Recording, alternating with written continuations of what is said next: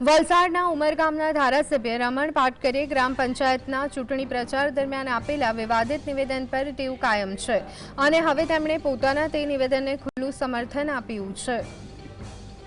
તેમણે જાહેરમાં કહ્યું કે તેમના સમર્થિત સરપંચ ઉમેદવારોને પૈસા આપવામાં આવ્યા છે અને જ્યાં ભાજપના ઉમેદવારો જીતશે ત્યાં જ વિકાસ થશે। આ નિવેદનનો એક વિડીયો સોશિયલ મીડિયા પર વાયરલ થયો, જેના કારણે રાજકીય ગરમાવો થયો। ત્યારે તેઓએ પોતાના નિવેદનને ખુલ્લું સમર્થન આપતા કહ્યું કે ચૂંટણી પૈસા વગર લડી શકાતી નથી, એટલે અમે અમારા સમર્થિત ઉમેદવારોને પૈસા આપીએ છીએ।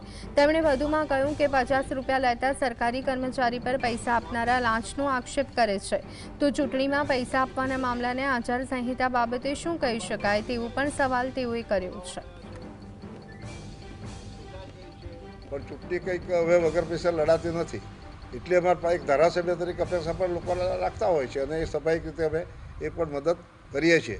અને મીડિયા સામે આજે હું આ કબૂલ કરું છું કે આ સ્પષ્ટ ચોખ્ખી વાત છે કે અમે કોઈ પણ બાબતની અંદર લડાલડી કરીને ગામને નુકસાન થાય, પાર્ટીનો આદેશને નુકસાન થાય એવું અમે કરતા નથી।